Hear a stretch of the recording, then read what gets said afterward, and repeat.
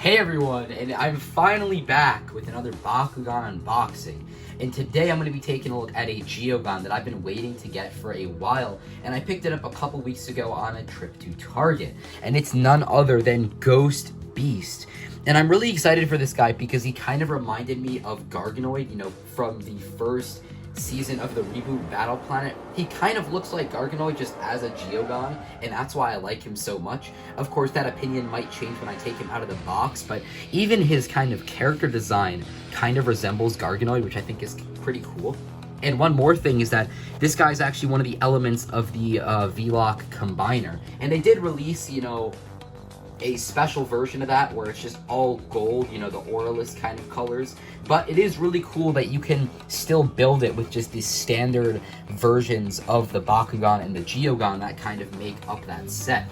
And of course, going on to the back, you can see, the render of him. You can really just see how similar he is to Garganoid, with the little legs that kind of come out, the horns, the head. So I'm really hyped to open him up.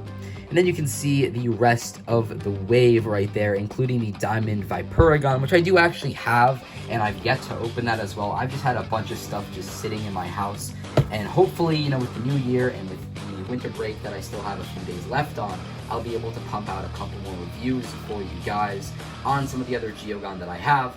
But without further ado, let's open up Ghost Beast and take a look at him out of the package. Alright, so as per standard Geogan fare, we get the Geogan itself, we get the little gate trainer, and then we get the two ability cards, one of which is the actual Geogan card.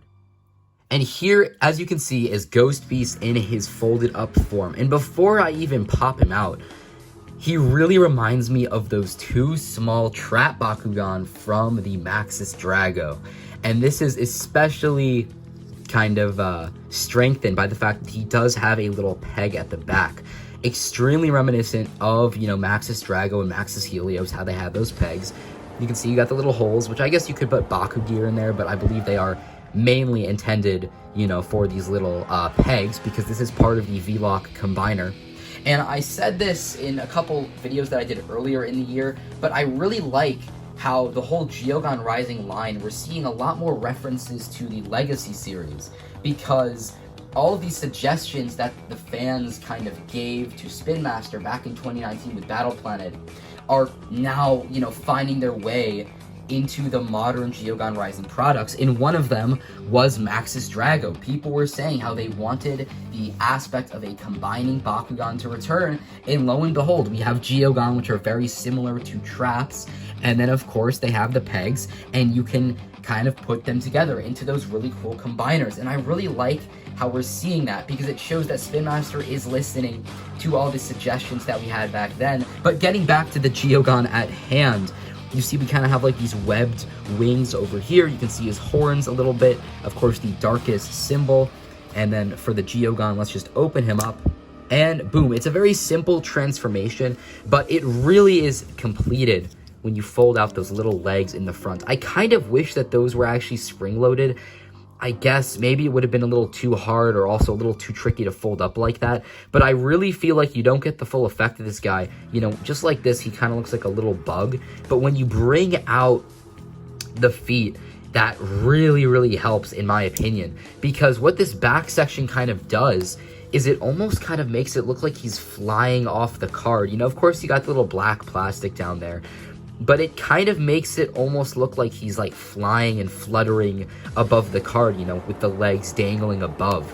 And I really like that. You have one more manual part, which is in the front here with some little like spikes on it, but I kind of think I prefer it without that. I think it kind of looks a little bit better like that. Let me know what you think.